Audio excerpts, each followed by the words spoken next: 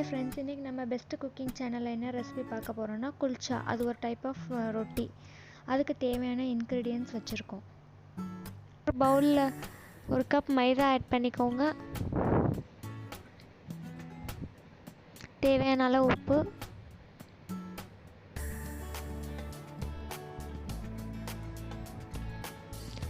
One tablespoon sugar add பண்ணிக்கோங்க.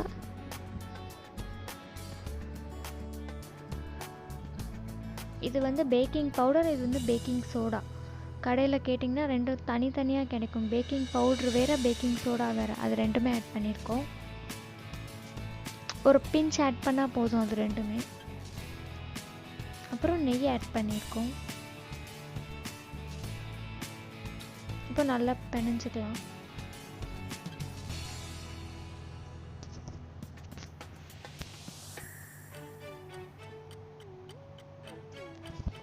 Next நம்ம வந்து தயிர், கெட்டியான தயிரை வந்து ஆட் பண்ணிக்கலாம். கொஞ்சம் கொஞ்சமாக ஆட் பண்ணி பிணைஞ்சிக்கலாம்.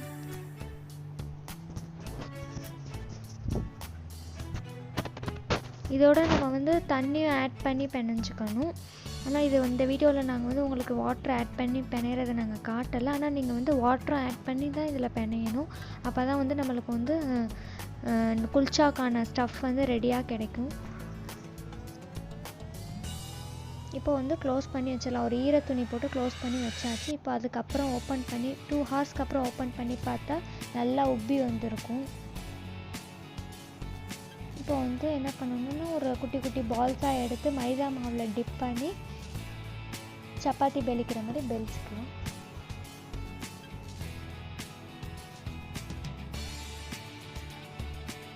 கொஞ்சம் திக்காக ஈவனாக பெலிச்சுக்கோங்க.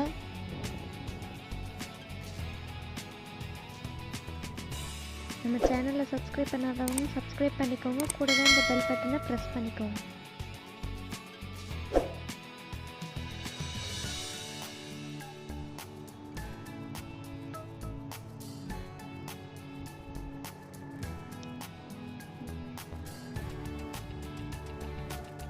நம்ம எந்த சைடு பேலிக்கிறோமோ அந்த சைடே எடுத்து நம்ம தோசைக்கல்லில் போட்டால் தான் வந்துட்டு நம்மளுடைய ரொட்டி வந்துட்டு நல்லா உப்பி வரும்.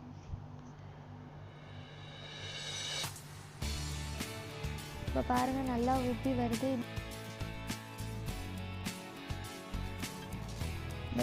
இந்த ரொட்டி வெந்துருச்சு அப்படின்னா வந்துட்டு உப்பி வரும் அழகா. அதுவே உங்களுக்கு வீடியோவில் பார்த்தாலே தெரியுது, நல்லா உப்பி வரும்.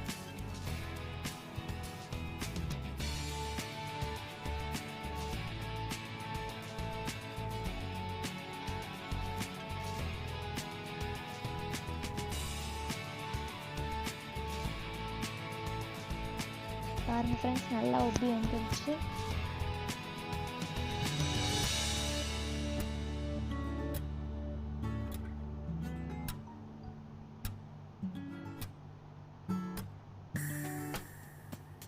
இந்த மாதிரி எல்லாத்தையும் நம்ம பண்ணி எடுத்தாச்சு.